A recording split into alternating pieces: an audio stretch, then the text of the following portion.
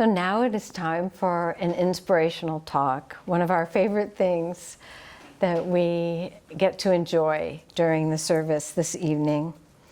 And I am very pleased to introduce our speaker, Charlie Emmons. And I've just met him in the last few months, several months. And I'm going to read from his biography. I've learned a few things about him in the meantime, but I'll stick to what I see on the page here. You can make things up, it's okay. Okay. Oh, yeah, I'm a little afraid to do that. But Charlie Emmons is a member of Fellowships of the Spirit, and he's been a spiritualist for 30 years and a summer resident of Lilydale. He was a college professor for 52 years until retiring from the sociology department at Gettysburg College in 2020. He has published books on spirit mediumship, titled Guided by Spirit, and another on the science of the paranormal. The title is Science and Spirit, with his wife, Penelope Emmons. His hobbies include playing the cello and the mandolin and reading comic books in foreign languages. So I know you'll all join me in giving him a warm welcome as he speaks on the movement of spirit.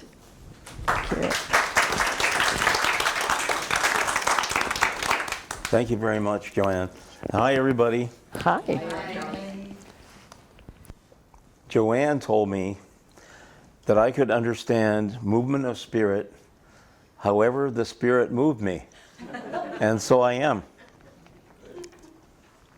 Pun intended. It was her pun, though. Yeah. Now, I invite everybody to go down the rabbit hole with me.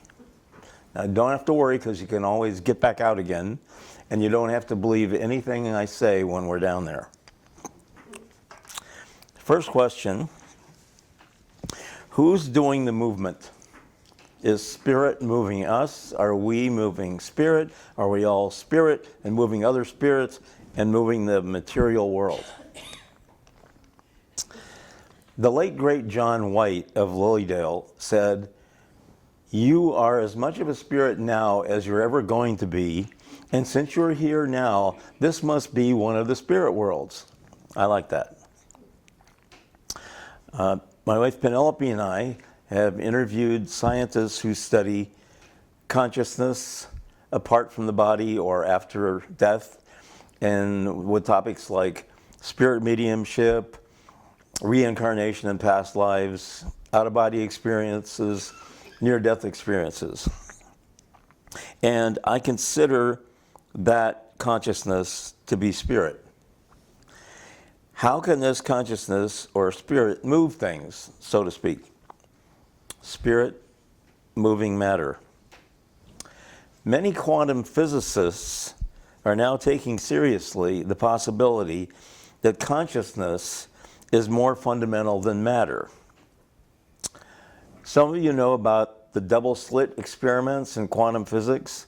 There's a surface with two slits in it, and then you can pump quanta, electrons or photons, toward that, and if they're not observed before they get to the slits, on the other side they show up against the surface like waves of interference. Now, it's really waves of probability, but you can imagine it like water, and they don't, but if they're observed, and that mechanically observed, not with your eyeball, before they go through the slits, they go through the slits as particles and end up in a double line on the other side. That's pretty amazing. It gets worse. So that if, and now, they've been doing this for almost 100 years now, and in some of the experiments, they are able to tell, they divide the beams up with mirrors and so on the other side of the slits. And by the end, some of them are particles, and they can tell where they came from. Somehow they can tell which beam they came from. And not only are they particles at the end, if they've been observed, but they were particles before they left, before they went through the slit. That means the future is determining the past.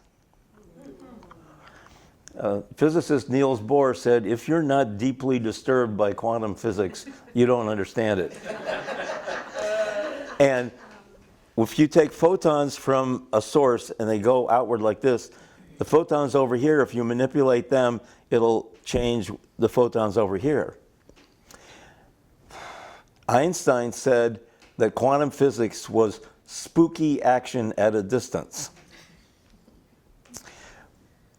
Photons have been observed in two places at once, in the laboratory. So we've got the future affecting the past, things affecting each other at a distance, and bilocating. Now, if that doesn't sound like psychic phenomena to you,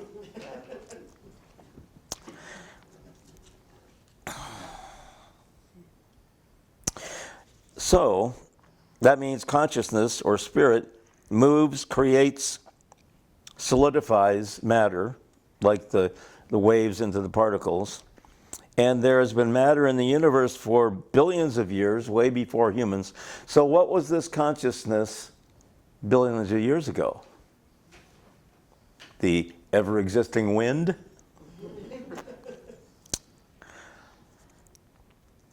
Another wild possibility for spirit or consciousness impacting matter is the idea that maybe our universe is just a hologram, a holographic projection, like a video game controlled by a superior civilization or by a spirit world. This is being taken seriously by some scientists as well. You can look this up along with like the double slit, stuff like that. Now, for a related concept, this is really strange. This sounds funny. It's a tautology. It's called the anthropic principle. As in anthropology, people, study of people, the anthropic principle. The only universes that can be known are ones that are compatible with the existence of knowers.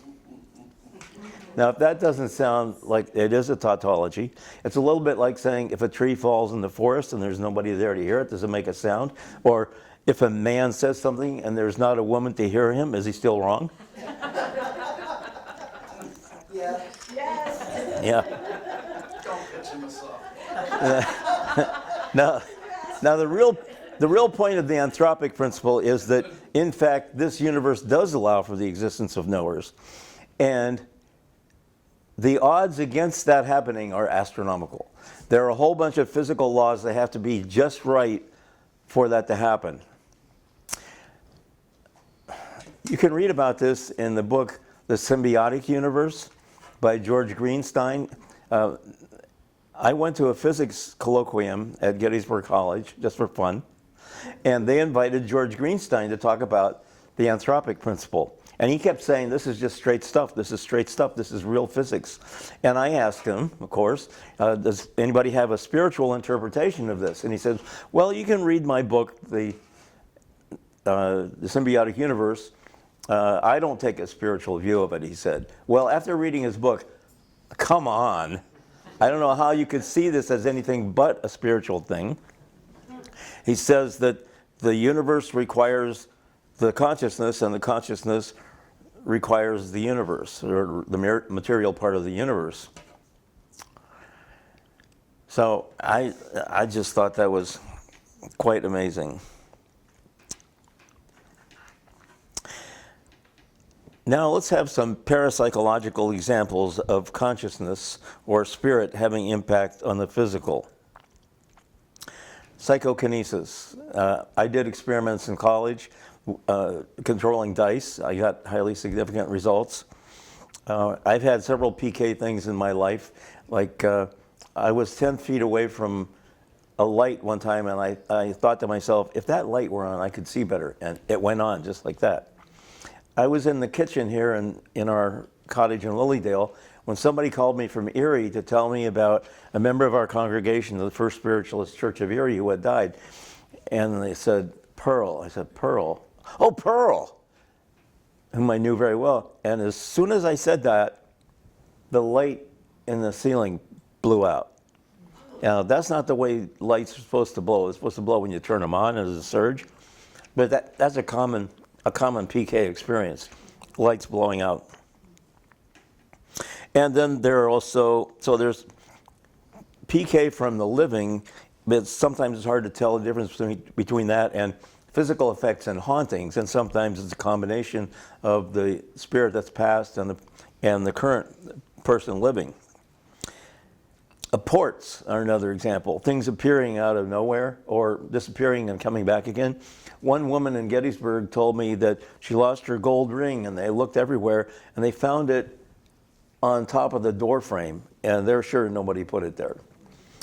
One woman lost her camera, they looked everywhere, and then there it was later sitting on the dining room table.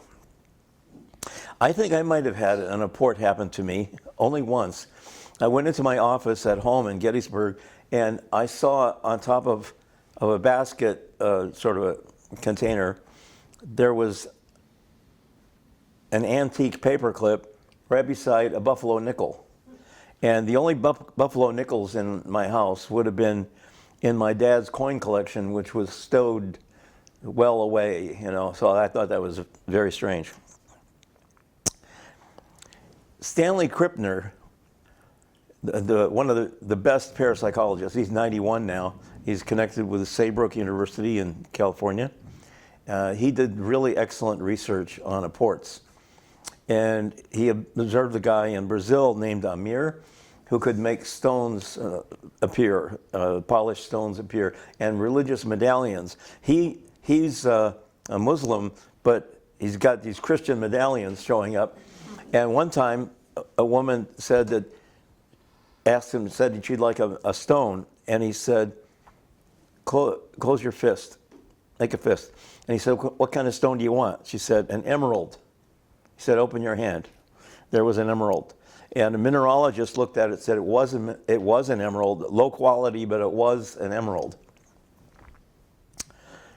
So with Stanley on the job, I have a lot of confidence that, and he had a skeptic with him, and it was very interesting that they could observe those things. Some people think that they've been rescued by angels, caught when they fall, or pushed out of a fire, like Martha Beck in the book Expecting Adam, my favorite book ever. And how about spiritual healing at a distance? There's good evidence for that, and published actually by the American Psychological Association, believe it or not. Emmons Bruce has a book showing a meta-analysis showing distance healing and prayer statistically significantly helping. So that's another thing that we can do, and we've been talking about tonight. Now, I also have a little pet theory of my own about how spirit, I'm going to call it the ever-existing wind, you know, how it can do things. And it wouldn't necessarily have to be physical. It could be just mental, too. So that, I'll give a specific example. You know, in chaos theory, they say tiny changes in initial conditions can bring a big change down the line. Spirit wouldn't have to do much to make a big difference. So that, let's suppose I'm going to walk to work, and before I get to the corner, there's a stop sign. I would have been killed by a car, a drunk driver flying through the intersection through the stop sign. But I get this little notion in my head, maybe spirit gives me a little notion, maybe you should check the mail again. So I go over and look in the mailbox, and that takes me an extra 20 seconds. By the time I get to the corner, the car's gone by. It wouldn't take much to influence our lives with little ideas, let alone physical things, right? Now, in conclusion,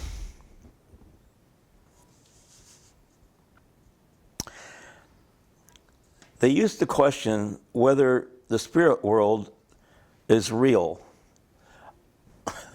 or whether consciousness is real.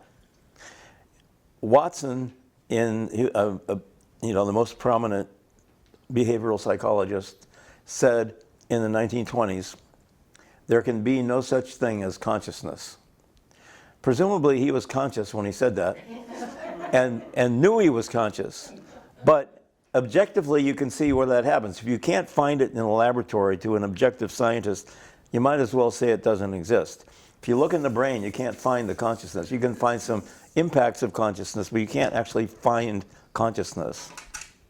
So that means hardcore materialists totally ignore subjective evidence, which is one of the main ways we know about consciousness. So they said that consciousness was an epiphenomenon of the brain. The material brain has this thing that we imagine to be consciousness. But maybe the question now might be whether the material world is real or an epiphenomenon of spirit. That would be a turning it around on its head, wouldn't it? Now, okay, we can come back out of the rabbit hole now. But, and the only thing I know for sure is that I don't know anything for sure. But just in case you're a spirit and you can have an impact on the material world, please wish responsibly. Thank you.